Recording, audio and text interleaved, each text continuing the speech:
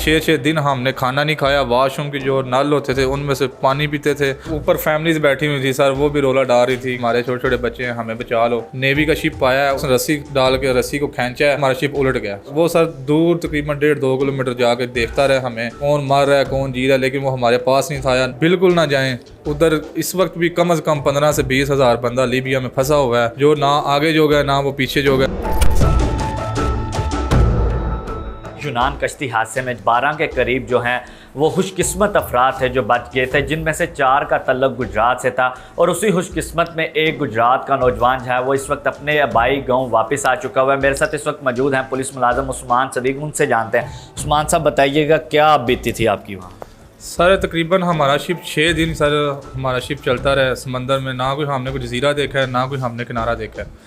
लेकिन सर जब 6 दिन सर गुजर गए, सर 6वें दिन सर एक हेलीकॉप्टर आया दिन टाइम, वो सर हमारे ऊपर आके हमारे शिप की तस्वीर वगैरह लेके सर हमें चला गया था। लेकिन सर थोड़े हम पूरे उम्मीद हो गए थे कि शायद हमें अब रेस्क्यू करने वाले आ जाएंगे।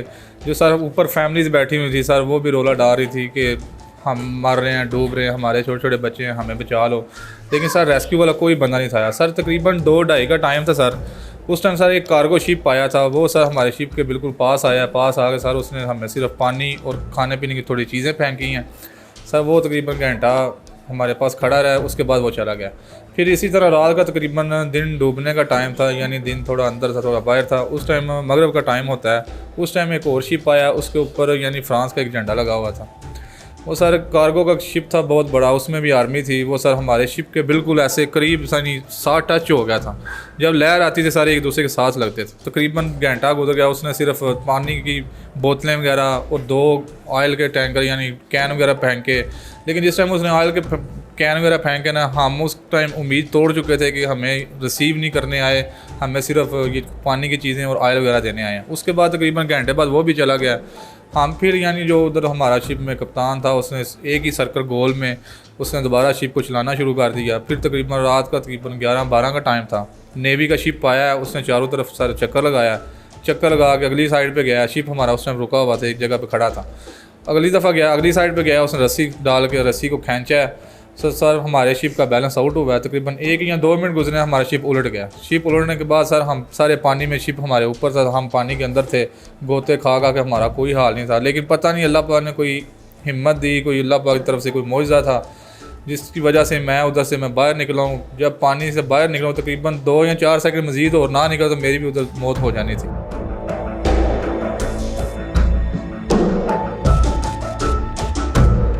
उसके बाद सर जो हम जिसने रस्सा डाल कर नेवी के शिप ने हमें खींचा था, वो सर दूर तकरीबन 1.5-2 किलोमीटर जाकर देखता रहा हमें कि कौन मर रहा है कौन जी रहा है, लेकिन वो हमारे पास नहीं था। ना ही उसने किसी को रिसीव किया, ना ही किसी को उसने बचाया। हम 2-3-4 घंटे पानी के अंदर ऐसे ही अपनी कोशिशें बरकरार रखते हुए कि कहीं हमारी कोई जान बच जाए। शिप हमारा वैसे ही नीचे गहराई में चला गया हुआ था तकरीबन आधे घंटे बाद। उसके बाद शिप हमारा ऊपर आया ही नहीं था। फिर सर तकरीबन फजर का टाइम था, थोड़ी थोड़ी यानी रोशनी होने लगी थी। ये हमारे करीब आया, उसने आके 2 बोटें निकाली हैं अपने शिप से। बोटें निकाल के सर उसने हमें रिसीव किया। रिसीव करके सर हमें बड़े शिप जो उनका नेवी वाला शिप था उसमें डाला है। उसके डालने के बाद सर हमें ये यूनान ले गए। तकरीबन 7-8 घंटे शिप इनका चलता रहा, हमें वापस यूनान ले गए हैं।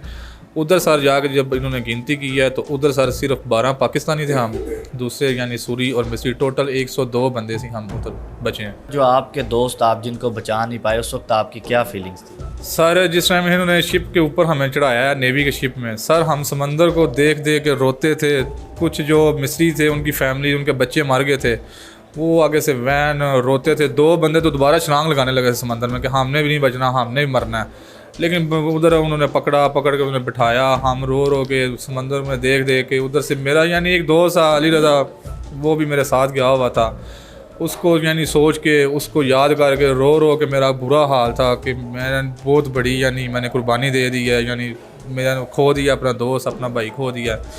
फिर सर हमें जब काला मादा ले गए, उधर हमारी गिनती हुई, उधर हमें पता चला कि 12 लड़के हम पाकिस्तानी बचे हैं, दूसरे मिस्री और सूरी, टोटल 102 बंदे हम बचे थे। अच्छा ये बताइए कि पहले फैमिली के साथ किससे रब्ता हुआ, उस वक्त क्या फीलिंग्स थी? वालदा से जब बात हुई तो आपके क्या जज्बात थे? सर पहले मेरे जो बड़े भाई हैं इमरान, उनसे बात हुई। मैं उस टाइम हॉस्पिटल में था। हॉस्पिटल में था तो मुझे यानी पहले बेहोशी की हालत में मुझे कुछ यानी याद नहीं था उस टाइम मैं कैसे हॉस्पिटल पहुँचा हूँ या किस तरह मुझे उन्होंने रखा है। मुझे थोड़ी सी होश आई है, मैंने डॉक्टर से मैंने मोबाइल लिया, मोबाइल लेके मैंने भाई को कॉल की है, तो भाई को कॉल की है तो मैं रोने लग गया हूँ, ज़ोरों की तार रोने लग गया हूँ। आगे से मेरा भाई भी रोने लग गया, उसको पता चल गया था कि उस्मान है।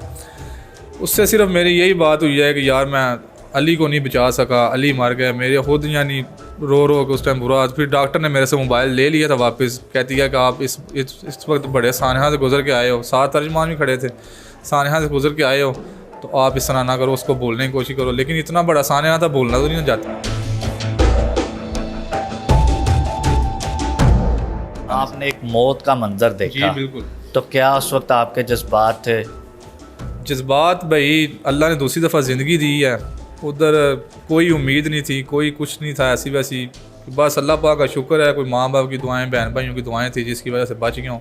लेकिन उधर से बचना मुश्किल। आप यहाँ पर पुलिस मुलाजमत कर रहे थे, तो पुलिस के महकमे में आप तो बड़े सेटल कहा जा रहे थे बिल्कुल कंप्यूटर। अल्हम्दुलिल्लाह मैं खुश भी था अपनी फैमिली में, घर वाले भी कहते थे ना जाओ, अल्लाह पाक ने इतनी इज़्ज़त दी हुई है, बस इंसान हो, जिस तरह इंसान से गलती होती है, मेरे से भी गलत फ़ैसला हो चुका था, बस किसी की बातों में आके मैं भी चला गया।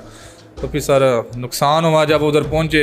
फिर हालांकि बड़े बंधु ने बोला उधर ही रहो, अब वापस क्या करना है। मैंने कहा नहीं, मैंने वापस ही आना है अपने मुल्क पाकिस्तान, अपने माँ बाप के पास आना। वापस पाकिस्तान आने का फ़ैसला क्यों किया, और आखिर में ये बता दीजिएगा कि नेक्स्ट जो लड़के जाना चाहते हैं उनके लिए क्या मैसेज है? सर मैं तो कहता हूँ जो लीबिया वाली साइड पे बंदे जाते हैं सर, वो बिल्कुल ना जाएं उधर। इस वक्त भी कम से कम 15 से 20 हज़ार बंदा लीबिया में फंसा हुआ है, जो ना आगे जो गया ना वो पीछे जो गया, ना वो पीछे आ सकते हैं ना वो आगे जा सकते हैं। सिर्फ उनको एक ही इंतज़ार है किस दिन हमारा शिप निकले, सिर्फ यही लॉलीपॉप देते हैं, आज निकल रहा है कल निकल रहा है। 6-6 दिन हमने खाना नहीं खाया, वाशरूम की जो नल होते थे उनमें से पानी पीते थे, खारा पानी होता था।